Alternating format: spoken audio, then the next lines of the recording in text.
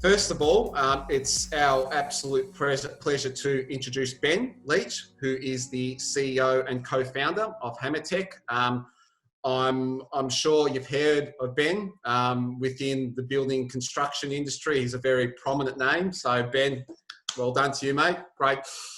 Great standing and a great reputation, not only from a figure within the building construction industry, but also with HAMMERTECH. So Ben comes from working a career in construction and project management, where he worked on a number of projects in Melbourne.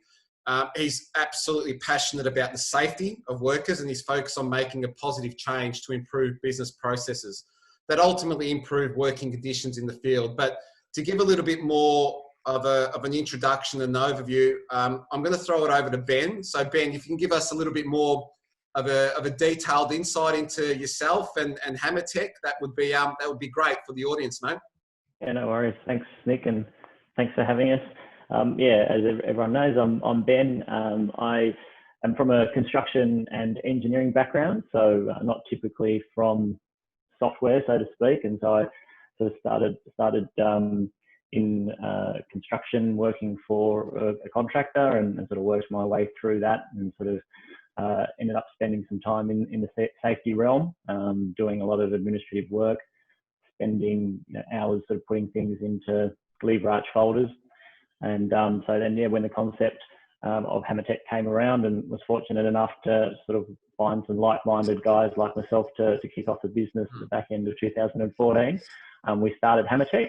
And so everyone would probably know us as being a safety solution in the construction industry, and that's very true. I guess the hub of what we're trying to create there is a field tool that people can get real value from. And then they've got everything in the palm of their hands. They don't need to go back to the office. And then also then to provide the management team with the solution of having all the data at the drop of their hat, through all the analytics and the technology that's now starting to make things a lot more visible and insightful than probably we've ever had exposure to before. So mindful of you needing to get through the other guys, but yeah, that's a little bit about me and our business. Yeah, that's great, Ben. That's some great insight for the attendees. Thanks for providing that, mate. Appreciate it. Let's move on to our next guest, and I'd like to take this opportunity to welcome Dr. Duncan Maxwell. Now, Dr. Maxwell is a postdoctoral researcher and a registered architect, but also importantly, he's the Deputy Director of the Future Building Initiative. Now, just to give all the attendees a little bit more of an understanding of what the Future Building Initiative is. So it conducts wide-ranging research and development projects with industry partners on innovation in construction, and a part of the newly established Building 4.0 CRC Research Cooperative. So Duncan's personal research interests include construction's transition towards platform-based business operations and also project delivery. Duncan, I might just get you to quickly just elaborate on the Building 4.0 CRC, because I'm not entirely sure if many of our attendees would have been across this. So if you can just give a little bit of a brief overview, mate, that would be great. Yeah, thanks, Nick, and it's good to be here. Yeah, the Building 4.0 CRC is a 7-year research project that was announced at the start of this year. It's a $103 million research project with 32 partners. The 3 universities in the mix, our team at Monash University, Melbourne University, and Queensland University of Technology. And it's really an industry-focused research project that's really targeting a whole of value chain transformation, I suppose. So 29 industry partners are really, I suppose, representative of that value chain, from customer approach through to asset management of the building sector. Great. Perfect. Great. Thanks. Look, we'll start to delve into a little bit more once we sort of get into some of the key questions that we have here, mate. So appreciate that little bit of context for the audience. And our last guest today is Frederick Kallstrom. Frederick, if I pronounced that correctly, yes? Yeah, bang on, Nick. Well done. Fantastic. So Frederick is a project manager and construction technology specialist at YNOMIA. Now, Frederick is a structural engineer by training, with over 8 years experience in the construction and engineering sectors. all the way through from precast concrete and prefab modular development to resources, oil and gas, and high-rise construction. Frederick brings a broad range of experience to his current role, heading up project delivery and customer success for YNOMIA within Australia. And we'll sort of learn a little bit more about YNOMIA as we go through the course of this webinar. And just quickly, I'll introduce myself. So I'm Nick. I'm the Strategic Business Development Manager here at Payapps.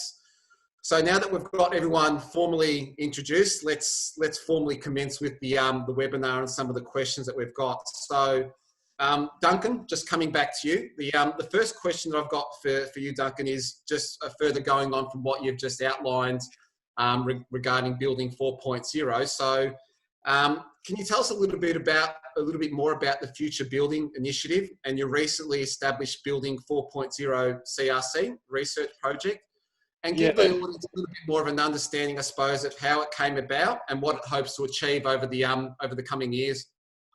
Yeah. Well, I guess it's a real culmination of a body of work, the Building 4.0 CRC. As a research team, the Future Building Initiative been in existence notionally for about 7 years, and we're a mix of architects and engineers that are really focused on what the future of the building sector is about.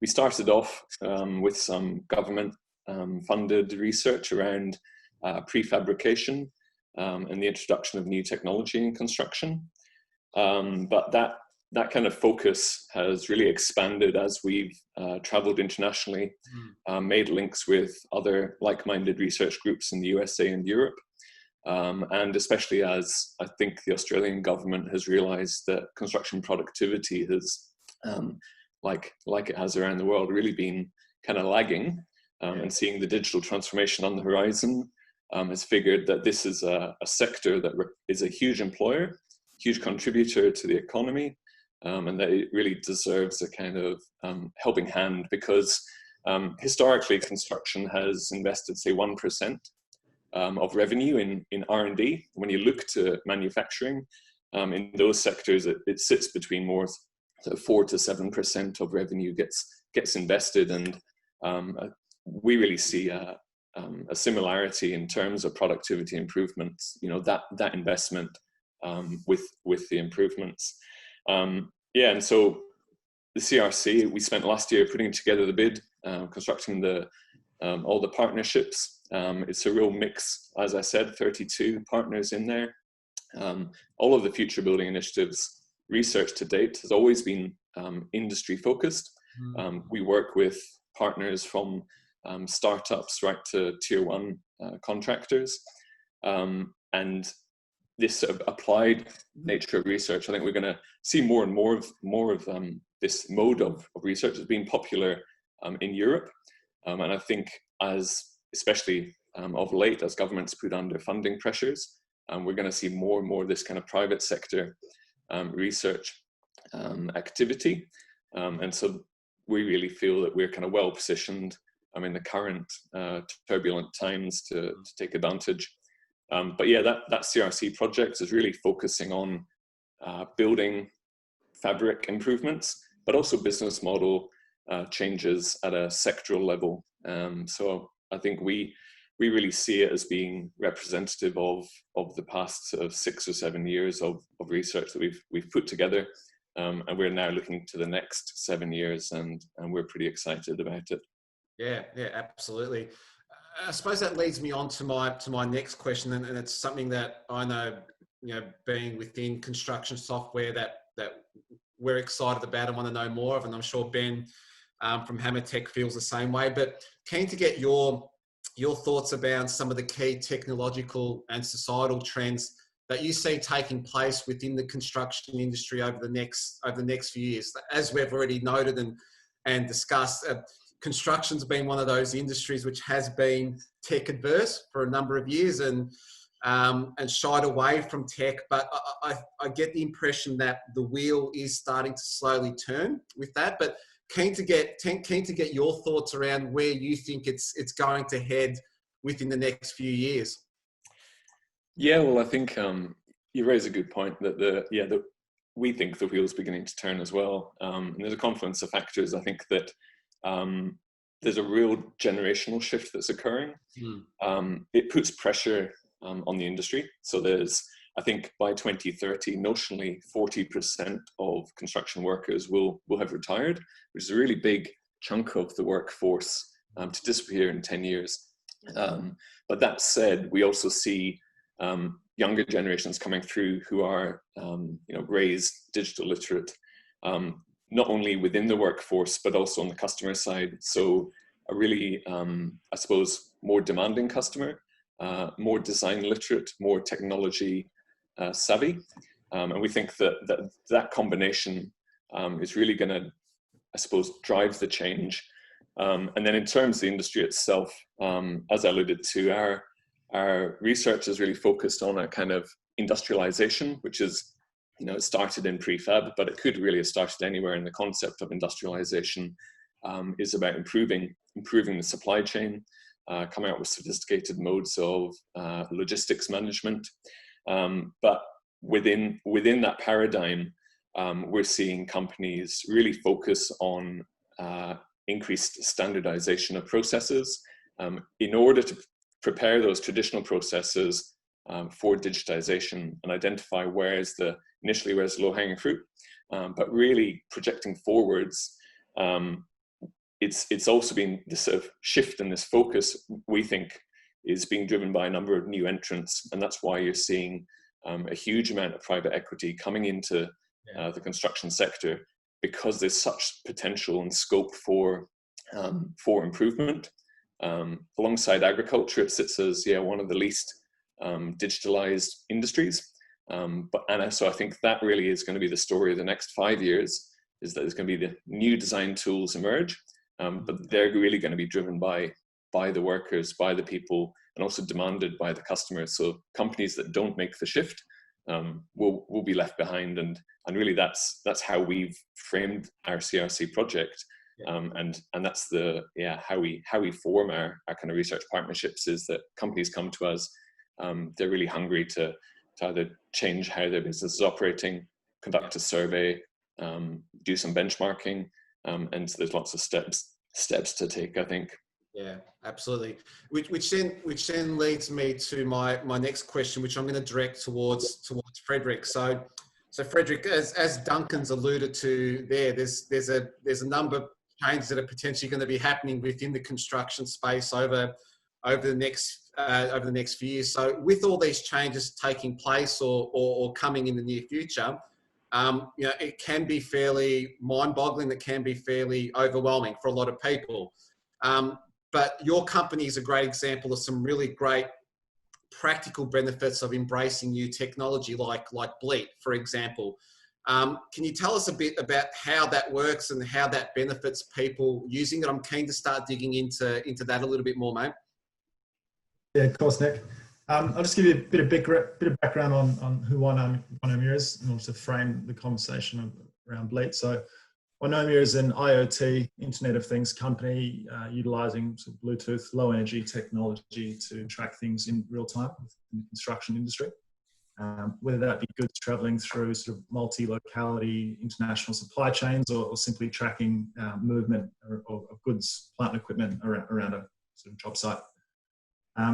Our sensor network captures sort of a lot of information, then presents that to our customers via a sort of custom dashboard and 3D digital twin of the building or the project. That's then tailor-made to each project, updates in real time, and is delivered in a way that allows our customers to sort of derive maximum value through unique insights, analysis, and metrics. Talking to Bleat specifically, it stands for Bluetooth Low Energy Aware Tracking. It was originally developed by CSIRO's Data 61 division, the same division that actually invented and patented what we now know as Wi-Fi. I like to think of Bleat like a supercharged Bluetooth. It's sort of, rather than having the concept of a Bluetooth tag, which is simple sort of location coordinates, tags that are embedded with our Bleat firmware are sort of able to assume the attributes of the object that it's attached to. So So, for example, whether that's a person, a forklift, a piece of plant or equipment, it knows what it is. And therefore, that tag is able to use sort of specific rules created just for it. So, for example, we might put a bleat tag on a forklift and give it the rule to avoid humans. It will then send an alert to a supervisor if that sort of proximity is breached. Likewise, that forklift may also have a rule that if it's moving and it doesn't have an authorized driver with the required certification, an incident report is lodged and the supervisor is alerted. But I guess to your point of embracing new tech, at YNOMIA, we're not wedded simply to using bleat as our core technology. It's definitely one of our feathers in our cap, but technology is moving fast. And we readily acknowledge that in some scenarios, bleat may not be the best application. So that's why at YNOMIA, we're sort of aiming to be, say, the connective tissue that ties together various sensor technologies. We're able to use things that are off the shelf, things that currently exist in the market, and we're able to adapt to new technology that comes through. So we've built a centralized platform that is flexible enough to sort of harness huge variety of IoT technologies, and that's why we're able to tailor our sort of connected network solution to each customer's needs. I guess, how does that benefit people using our technology? We're not here to automate people out of jobs. We're here to enhance human potential. And by automating sort of menial, time-intensive jobs, we free up people to dedicate themselves to more productive, more interesting aspects of their jobs. A couple of good points in there. And I suppose just further to all what you've just outlined there from a technology point of view, Frederick, and how that's changing. The attendees on our webinar this morning, might be aware of the number of technologies that are happening or being developed within the building and construction space, but adopting it is the next step. What advice would you give to business owners to stay up to date? How would you tell them to go about ensuring that they are up to date with the current trends that are happening within the industry from a digitization and technology point of view? Yeah, that's a really, really good question. We're lucky that our CEO, Matt Barbuto, has his fingers on the pulse when it comes to construction technology news. So we all sort of receive a steady stream of construction tech in our inboxes on the daily. I've been able to distill that to a few of my favorite sort of sources. One in particular, jbknowledge.com. They've got a great podcast, a great blog, and their sort of 2019 construction tech industry report is an amazing resource. Similarly, constructiondive.com is another great source, construction tech news. Beyond that, and I'm not sure if this is a Gen Y thing, but Google can really be your best friend here. I can almost guarantee that a technology solution exists for every pain point in the construction industry. And there are more and more players joining every day. The key is to be specific with your query. So it's about identifying the specific problem you're trying to solve and then conduct quite a tuned survey of the solutions that might address that particular issue. But probably more simply is just ask around your network. The construction industry, it's huge, but it's also quite tight-knit. On your LinkedIn network, you've got people from all the big players. So simply call around, reach out and see what other people are using, whether they like it, whether they don't like it. And that's a really effective tool. Yeah, great. But Duncan and Ben, I'm keen to get your thoughts on this also too. So Duncan, I'm going to throw the same question over to you, and then Ben, I'll also get you to provide some insight if possible too, mate. Yeah, I think it's a really good question, because it cuts to the heart of probably that history of construction of kind of slow and steady improvement, and maybe not fast-paced disruptive change that we're likely to see in the next decade. But I think within the companies that we deal with, there's often a sort of a staff member or almost a team, if they're a big organization that's charged with following the current trends, innovations, trying to filter, do a bit of due diligence on what are the legitimate issues and what are those that perhaps are sitting in the bombastic camp.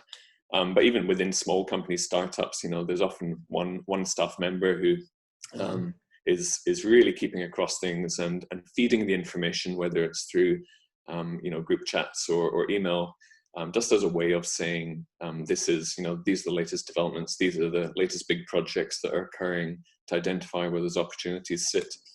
So a real sort of baseline, I would say, it's about establishing a culture within an organization.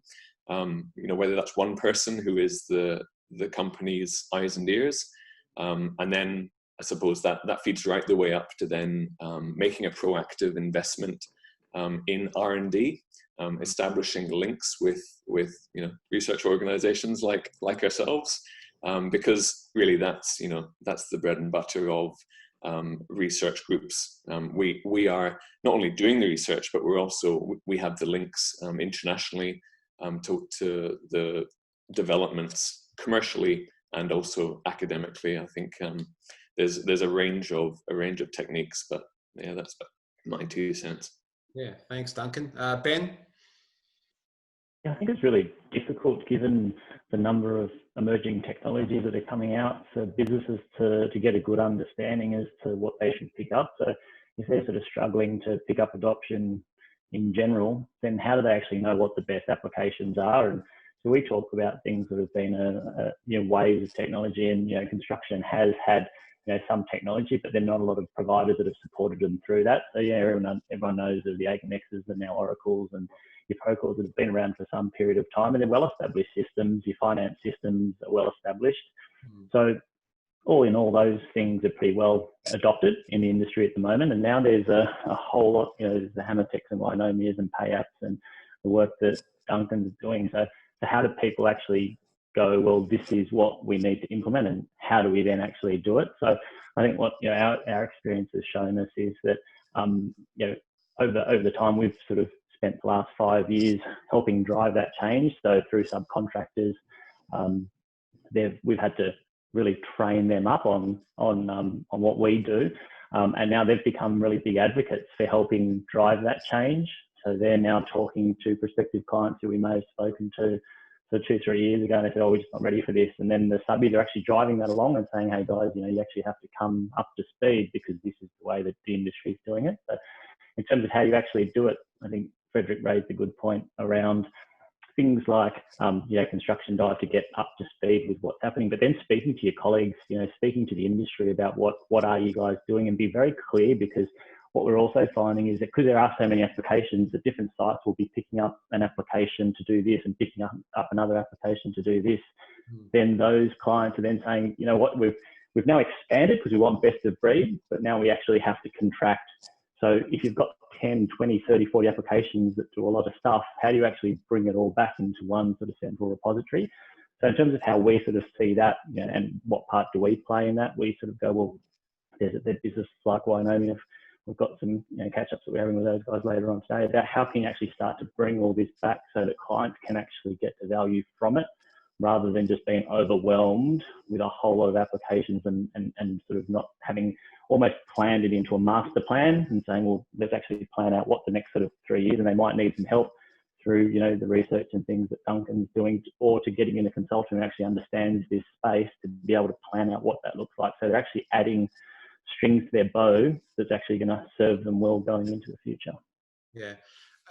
Ben, I just want to come back to something that you mentioned in your response around the training component. So, training is obviously something that needs to be considered when tech adoption happens within an organisation. So, but it seems now, businesses not only need to train their staff in the tech adoption, but also adjacent skills that they probably haven't even considered, in order to take full advantage of the tech that they're implementing. Can you maybe just share with us some of the digital literacy things that we don't consider, or businesses don't consider when they're adopting tech? Because, like I said, we're an industry that's still coming around to tech adoption, and once you've adopted the tech, the implementation part is also crucial. So, what are some of the things that you think we need that we're not considering or not doing enough of at this point? Yeah, it's a good question. I think it's easy for us to take it as a given that people will just understand the technology, and particularly in the space that we play in our business specifically, is you're dealing with a lot of site-based people and not necessarily people that are that are used to having dealt with technology before. And so it's really important to sort of focus your attention in on them. And then there's a whole piece that needs to be done with the management of these clients to actually get that support from a management perspective, because it's also unfair on a software provider to then come into a business and then be expected to roll something out when the communication hasn't been done internally. So it's been a learning that we've taken over the journey to make sure that the businesses have a really good, clear understanding of what they're actually trying to achieve. That's well communicated so that we're almost hand in glove and we're going into it together and saying, okay, this is how we're actually going to go about it. And the fact is, it's so important to build what you said before, Nick, about building that into the implementation process. So much of that is part of our process, and the time that we spend post that as well. So throwing what we call coaching, and then the customer success and support parts of our business, to make sure that you're continually supporting those people through, because there's always a light bulb moment that goes off as well. We've had a number of them over the journey. It might take 8 months and someone's like, there's no way, and there might be a few expletives in there as well, that we're going to be picking this up. And then, 8 months later, one of our guys will be out on site and they'll turn around and say, this is awesome. Like, I've got my iPad here, I'm doing everything, and it's a light bulb moment for them. And they then become some of our biggest advocates when they either stay at that business, move into other businesses, because you invested the time into them. So it's such an important part. Yeah. Frederick and Duncan, I'm going to throw this over to you also too. Keen to get your thoughts on this. So Frederick, I'll give you an opportunity to respond first. Yeah, thanks, Nick. I think Ben touched on something really important there that sort of echoes my own personal opinion, that it's not necessarily digital literacy holding us back, but rather it's the digital mindset. Yeah. So, we hear the old adage that we're still building the same way we did 100 years ago. And, while this may not necessarily be accurate, the sentiment certainly is. Outside of fantastic project management tools like HAMMERTECH, sites are largely run on spreadsheets, require inordinate amounts of time to update. Better ways exist to capture and input that data, but spreadsheet exists because that's the way we've always done it. Adaptation hasn't really taken place in the majority of circumstances about how we can go about digitizing and automating the process. Yeah. So I think if we can work on improving the digital mindset, the literacy will naturally follow. Yeah, great point. Great points there. Duncan? Yeah, I think to build on Ben and Frederick's thoughts, it's to our mind, we've seen it time and again. It's an approach which is pretty empathetic, focused on listening, and that goes to Ben's point around the communication, the understanding of probably the construction sector's peculiarities around, it's site-based. Stakeholder teams come together, form kind of temporary organizations. Buildings are inherently complex, large in scale. And so as we're developing these tools or sort of trying to train or change the workers, I think there's a kind of two-way dialogue, and it's we find that there's this kind of quest into the unknown, particularly when we look ahead, 5-10 years from now. And that's where we find real value in using a kind of design-led research approach, which is to form kind of empathy, understanding of the existing condition, but then to advocate new ways of doing that. And that's where the design skills of our team come to the fore in generating the kind of answers. But then we're also understanding that often the answers we generate from a research perspective, they have to be implemented, tested in industry.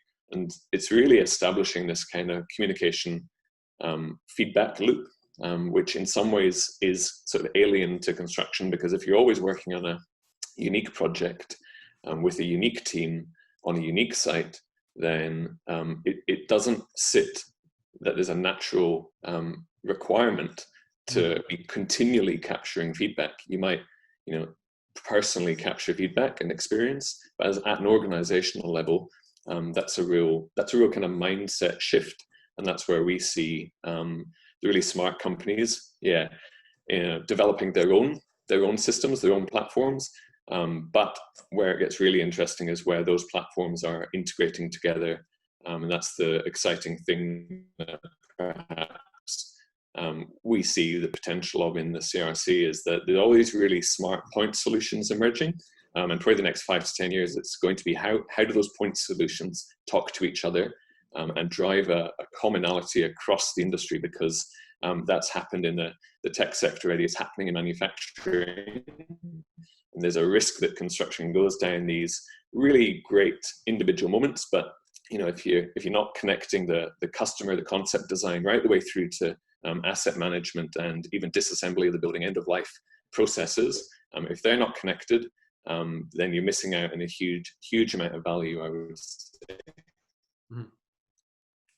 Okay. Thanks, Duncan. Appreciate all your responses there, guys. Ben, I want to come back to you with a question, I suppose, debunk a little bit of a myth within the industry, and that's around the fear around that automation is about making people redundant.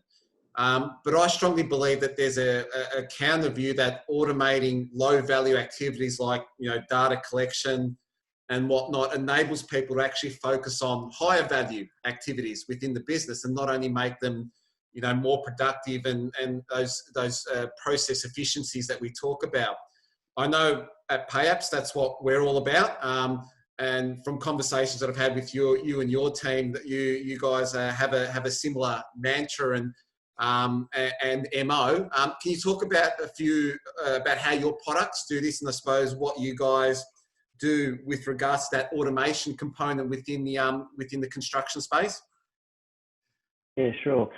It's pretty simple for us in that it's certainly not trying to take people's jobs away from them. And Fredrik sort of made mention of that in his introduction. It's about actually taking away those mundane activities. And so if I sort of go back to myself, or speaking about our clients, if they're spending sort of 90% of their time in the office, then they're not, for what we do, they're not spending any time out in the field. And then where the majority of things happen is when there's sort of lack of supervision. And so if you're able to give that time back to people, and they're actually then able to focus on their jobs, then you're certainly not making them redundant. And then from a managerial perspective, then people that are spending 4 days a month developing their monthly reports, and then all of a sudden they can just push buttons and all the information pulls into one central source, then they're actually then focusing, again, you're not taking their job away either, you're just giving them more insights and more data for them to be able to go, gee, I actually have never ever had insights into this full stop. It might be coming through manually, but now you're getting it in real time, you're getting accuracy of data, and then they're focusing on trends and things that they can actually look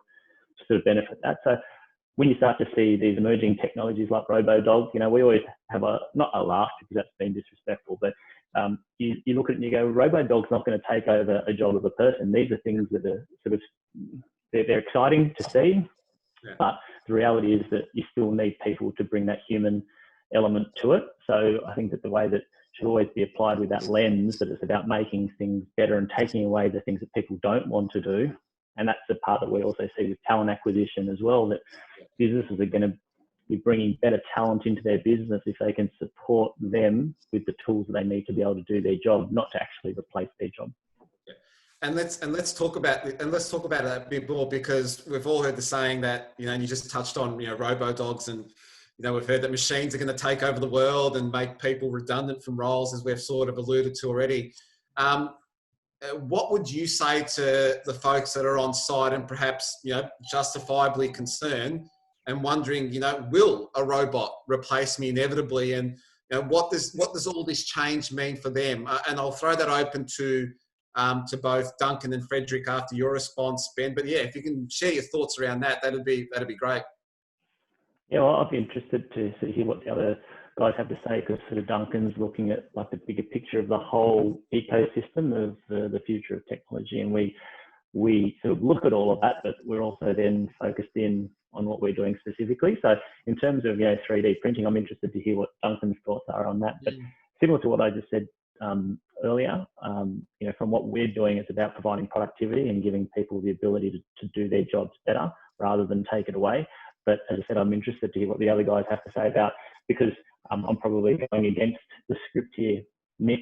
But there's going to be some efficiencies, there's going to be some efficiencies in the technology that gets brought out. I can say that in what we do, so at least people aren't going to hate on us in that we're sort of giving a supplementary tool to workers to be able to do their jobs better. So that part of it, I can pretty comfortably say is not going to make people redundant. But in terms of what other emerging technologies there are out there, with prefabrication and, you'll no doubt throw to Duncan in a second, I think that that's an interesting part.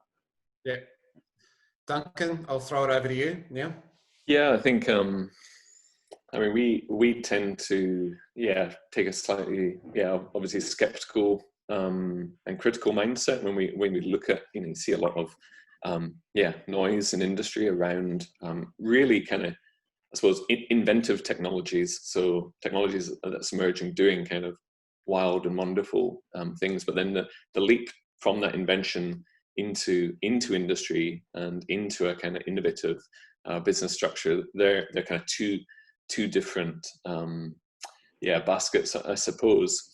And we probably see there being a shift. When you talk about site workers being replaced by robots, we tend to see it being that these site workers are probably going to be augmented by robotics to create sort of safer work environments or reduced wear and tear in the body, reduced deaths. Construction is one of the most dangerous industries in terms of worker safety in many ways. And we see sort of more small scale technologies emerging. We think around augmented reality or drones for site surveys and site progress checks. So in the near term, it's much more likely to be small and incremental changes, but then also a kind of reordering of the value chain. So where in the past, I think prefabrication has perhaps failed. In some ways, it's probably been because it's been focused really on creating a whole building. And when you see things like 3D printers, the really wild stories are where the 3D printer is printing a whole building. But it's actually more likely that some of the activity is moved into the factory, that the robots in the factory are doing the mundane, repetitive, strenuous tasks of lifting building parts or repetitive nailing and screw fixings. And then I suppose what we also see is that perhaps 3D printers are beginning to create small, bespoke building elements, or where casting has been used for door handles or kind of features which are unique to every project. So you've got this kind of standardization on the one hand, moving activity into the factory, and really that's a kind of shifting of jobs and reorienting the site worker mindset from one of production towards assembly. And then we're seeing, we tend to think that the more radical technologies are perhaps more specialized and bespoke in their nature, so that we're still building a unique and crafted product that has that, the joy and the wonder of great building, but we're taking advantage of all the efficiency that comes with that shift to standardization of specific moments. Great, thanks, Duncan. Frederick? Yeah, I think Duncan touched on a pretty cognizant point that it's augmentation rather than automation is what we're likely to see in the near and not too distant future. I don't think anyone in the construction industry has any major cause for concern that their jobs are going to be replaced by robots. We've all seen the YouTube clips of the Boston Dynamics robots climbing stairs, performing complicated tasks. We've all seen the 3D printing of buildings and the automatic bricklayers, but all these robots require sort of fairly rigid settings. Within construction, our environment changes every day in both scale and complexity. And in my personal opinion, I think humans are the only tools that are able to navigate such sort of amorphous, complex environments currently. And I think any robotics that come into the play will be to augment human potential rather than replace. I can say within my previous role in the oil and gas industry, robots were looked at quite seriously to sort of de-risk environments and automate a lot of the standard operating procedures carried out on a daily basis. If I was in that industry still, I'd probably have a little more cause for concern, but construction, not so much. Yeah, that's some great points from all you guys there. Thanks for that. I've got a question that's actually come through from one of our attendees that's been addressed to all the panelists. So I'll ask that question now. I've got another couple of questions that I want to ask, especially you, Duncan. But I'll put this question forward to all the panelists. So the question that's coming is: maintaining margin and efficiency gains are the two most important drivers for construction businesses today. How best can academia and research like CRC 4.0 bridge the gap and get the excellent pilot ideas into the construction industry today so that they are embedded quicker? Duncan, I might get you to kick off with your response first, if you can, and then Ben and Frederick. Yeah, well, it's a really good question. I think it cuts to the heart of the mode of research that we do. As I mentioned, it's applied research. So there's kind of pure traditional research, the ivory tower approach, I suppose. And then our applied research is really embedding PhD candidates within organizations, trying to understand live construction project problems, capture data from that field work, and then working with organizations, R&D teams on problems in a collective way. And I suppose the question about how can we bridge, I think, goes to the heart of what is within the CRC. So we have a series of lighthouse projects that are planned. And we've called them lighthouse projects because we want their live commercial projects that are going ahead anyway. But we can introduce specific points of research activity over the 7 years in order to demonstrate whether it's best practice, new materials, new modes of communication. We can do these tests as a kind of proof of concept. And because it's publicly funded, a lot of the lessons will be there for everybody to see. I mean, the projects will be physical in terms of people can come and look at them, and we'll have a range of seminars and these kind of outreach activities as well, because I think that's a really important thing that as researchers we have to do, which is come to as many forums as we can to spread the word about the research that we do, but also to get the feedback and the voice of industry to understand what are the problems. Is there anything that we've not picked up on?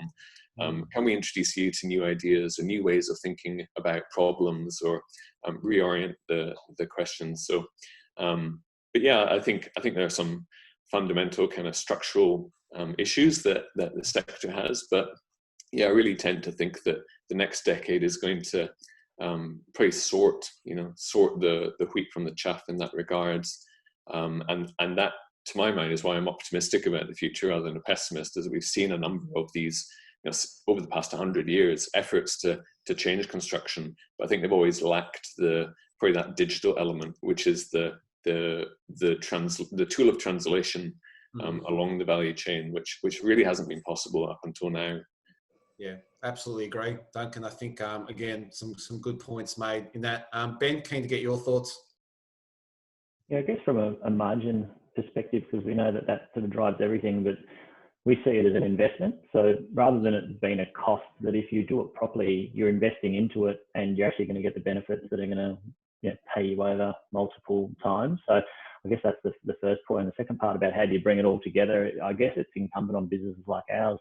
A huge focus of what our sort of next 12 to 18 months looks like is the work that we're doing around integrations. So how do we actually facilitate that? And that's the conversation that we'll be having with maybe Buddha and that later on, is around for all these technologies, and sort of gets back to what I was speaking about earlier, with all these applications, how can some of the other platforms work to bring them in? So when we're talking about Internet of Things, we're talking about machine learning and AI, you can have like a lot of different applications, but what we're also seeing is that clients don't want lots and lots of applications anymore, and they're also getting smarter about what they pick up. So 5 years ago they might have said, okay, well, I'll just try something. Now they're like, unless it can do this, unless it can do that, and we're not really open to it. However, if we are using like HAMMERTECH or a Procore or another product, and we're using that a lot, how can we actually then get the value of bringing other point solutions in? And so without businesses like ours and other tech businesses working with each other to try and connect those,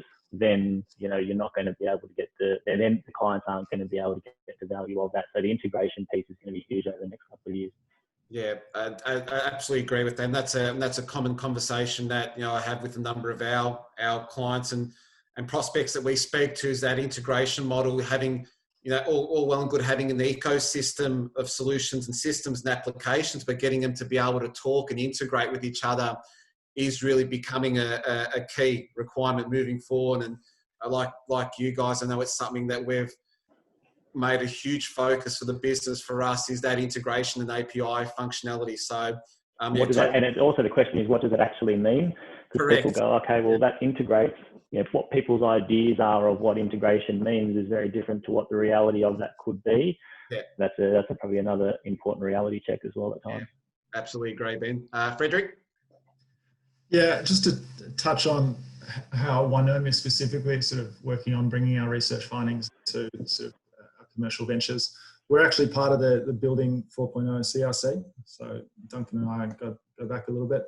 I guess we have the unique opportunity of having one foot in sort of the commercial lane and the other in research and development. We're backing both quite heavily. So all our findings that are coming through from our R&D and our future sort of lighthouse projects will be fed almost directly through into our commercial ventures. So we'll be, you know, we're a relatively small team here at YNOMIA. We're very dynamic. It allows us to move very quickly. So a lot of those findings will be taken on board, analysed, and implemented in a very real commercial sense. And then again, just to touch on what Ben said, we're starting to derive a lot of value in working with the current key players in the industry through various integrations and trying to enhance both their and our product through that relationship. Yeah, absolutely, Frederick. I've got a question that's come through from an attendee. A question for Ben and Frederick.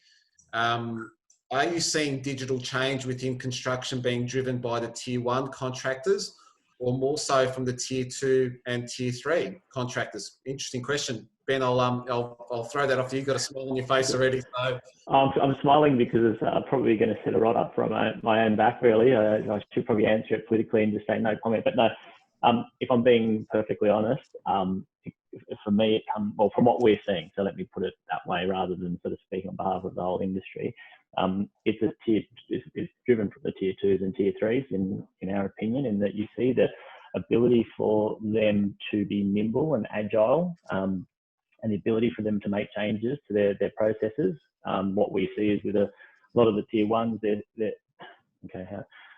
at times can be regimented in having a lot of processes that have been well established in their business and technology. They've got the technology solutions that they've had in place for the last 20 years. It's very hard to remove those because it's been, you know, part of their fabric. Whereas the businesses that have sort of been, you know, the tier 2s that have been around, you know, 10, 15, 20 years, they haven't probably gone through that level of maturity of a, you know, 50, 60, 70-year-old business, and the ability for them to say, well, we want to do this and we'll try it, and have that nimbleness to be able to do that. I mean, the lion's share of our clientele sits in that tier 2, tier 3 space. Frederick? Yeah, this is an interesting one. I both agree and also maybe have some counterpoints. I think you have to say tier 1, Fred. You have to say tier 1. I think if you got to do it, just do it. I think tier 2 and tier 3 businesses absolutely are able to be more nimble in how they change their internal processes and adapt and adopt emerging technologies. But I would say that the tier 1s generally have either a bigger budget to spend on R&D, or actually have dedicated R&D development departments that are purely focused on identifying new technologies and seeing how they can work them into their sort of everyday operations. And I guess the vast majority of interest in YNOMIA currently is from those big sort of tier 1 customers. Yeah. If I can pitch in, I think it's, yeah, in some ways it's not an either or proposition, but it's probably two different approaches that we see emerging, where, yeah, the tier 2, 3 has been saying they're agile and nimble organizations that are taking quite an open mindset to digital transformation, whereas I suppose the established tier one organizations are probably taking a bit more of a closed approach, and we see that not just here with say Lendlease, but internationally Skanska out of Sweden, Laing O'Rourke in the UK, really sort of large investments to establish a kind of closed system that if you want to come and play in the ecosystem, you have to bend to the will. And so they're two, there's a top-down approach or the bottom-up, and it's not that these companies aren't doing it, but they're just taking a very different business approach. In some ways to protect their IP, protect their existing investment. But I'm sure, really, to my mind, be a bit agnostic. There's no one right or wrong way to this. I agree with what Duncan said. It's agnostic, Nick. Definitely agnostic. I'm going to put in my 2 cents here also. Look, I've got a foot in both camps though. I think Ben, what you're saying is correct. Predominantly, we have seen a lot of the drive and initiative coming from that tier 2, tier 3 space because of their maturity and progressiveness around where they are and where they're going as an organisation. But Frederick, also too, in terms of what you're saying, what we've seen, and Ben, like you did, I'll refer it back to our experience, is what we're now starting to see is a drive coming through from that tier 1 market. I think there's starting to be an acknowledgement around them reviewing all their processes internally and finding ways to do things better, making arduous manual processes more automated, so that yes, they can get the product efficiency gains and the process efficiency gains, which will then inevitably probably help them from a bottom line point of view and from an ROI point of view, and help with these margins that we're talking about that are becoming tighter and tighter within the building and construction space. So I'm going to have a foot in both camps, but I agree with you, Nick, and I agree with what Duncan said earlier. In that, from a top-down approach, it's when you're that big an organisation. When I'm sort of referring to the agility and nimbleness, it's not to suggest that the tier 1s don't innovate, because obviously they innovate probably better than anyone in the industry. It's the ability for them to then apply that innovation. So if you can do it, you might be able to do it on a project, but then for a Laing O'Rourke, how does Laing O'Rourke effectively implement an innovation, for example, in health and safety across the whole business when you're a $1 billion business, right? It's not an easy thing to achieve.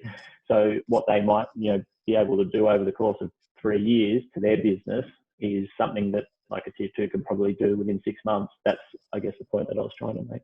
Yeah, no, absolutely, Ben. Just conscious of time, I've got a few minutes left. I've got a couple of questions, final questions. This one's I'll direct it to you, Duncan, to begin with, but then happy to throw it open to the panelists. So I think the key takeaway we want for all the attendees today is what action can they take now to educate themselves in order to position themselves in the best possible position to benefit from the emerging trends. So again, my question is referring to what can they do now to position themselves accordingly to take advantage of these trends that are emerging within the building and construction space. And the secondary part to the question that I have is, what's one tech that you've seen that you guys are most excited about that's either current or on the horizon? So Duncan, I'll throw that over to you first. Yeah, I think in terms of that kind of, what are the steps that organizations can take?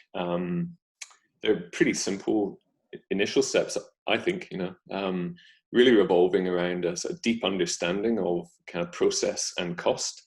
We deal with a lot of companies, from startups to really mature organizations, and often there's a really loose understanding of internal processes. And so that's always a starting point for us, is mapping and understanding what are the existing processes, how can we benchmark those, how much does it cost you as an organization to do this work, and that's really focused on, construction's kind of unique.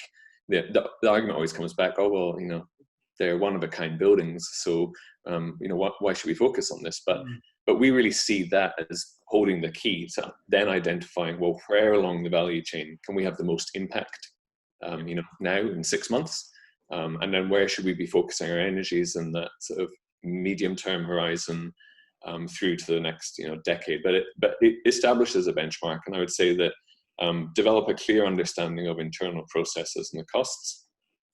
And then I think there's also the flip side, which is develop and identify and develop clearly who the customer is, because I think that's something that perhaps has been lacking at times, particularly in the noise of sort of digital transformation coming, is that the businesses maybe want to pivot or change.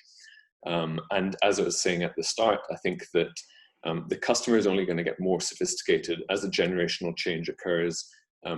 Design and digital literacy are going to be common rather than the exception. And then in terms of that identification and development work around the customer, I think that goes hand in hand with a kind of, I was thinking of it as a kind of fake news, identifying trusted sources of expertise and knowledge. There's so much out there at the moment. I think you get you know, industry conferences, speakers coming who are essentially kind of at times, you know, in the, you know, to be frank, can sit in the basket of kind of snake oil salesman of just wanting to push one agenda or one product and not have a diversity of opinion. And so we really, we think that's why it's worth getting somebody in, if you're a small business, somebody in the organization, just charging them with, just keep abreast of the news that's happening and identify who are the verifiable, the trusted sources of information. And then how can we bring that into the company, use it, establish links, contacts, as Frederick was saying, just, you know, getting in touch with people, establishing these, this kind of community of innovators, I think, because that's probably the one thing that maybe we're always focused on the day-to-day, the project mindset. But if there's a takeaway I could push, I would say it's a transition from projects to establishing an industry platform that I really see that's where the shift occurs, and that can happen from the smallest organization right to the top. Cool. Ben, Frederick, quickly.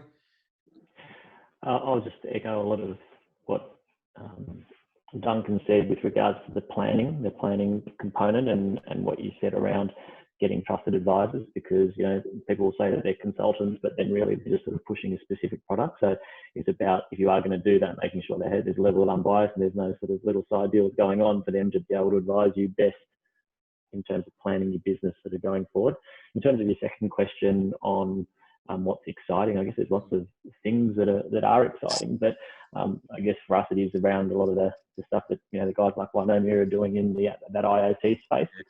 It's really pushing the boundaries, and as I said earlier about what we talk about is that second wave, is that, you know, there's the established systems that have already been put in place, and now it's that next wave of emerging technology that, yeah, in that IoT space is pretty exciting. And then that's why we're, you know, from our business sense, looking to sort of tap into that and how we can actually support businesses that want to sort of go down that path.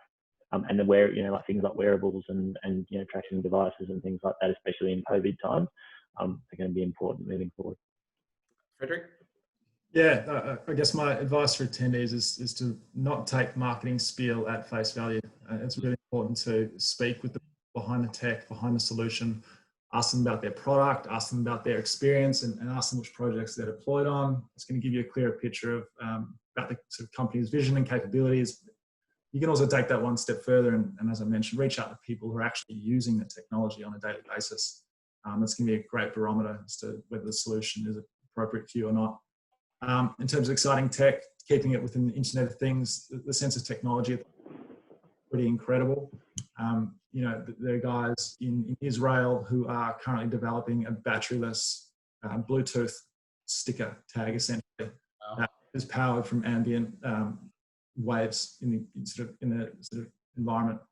That's going to dramatically lower the unit cost of sensors and just open up the application in a major way. Wow. I think that's a wrap, gents. Time flies. So look, Frederick, Duncan, Ben, really appreciate you guys making the time today and being part of this. I think you've given some great insights, made some great points, had some great discussions, and I think it's going to give a lot of the attendees on the webinar today a lot to think about and a lot to discuss and mull over. So really appreciate you three and the time that you've made today. So thanks very much. To the attendees, all of you that joined, thank you. You too, appreciate the time that you guys have made today, and hopefully you got something out of today. We will be doing another one of our Championing Change webinars in the near future. Stay tuned for details around that. But for now, it's goodbye, and we'll chat with you all soon.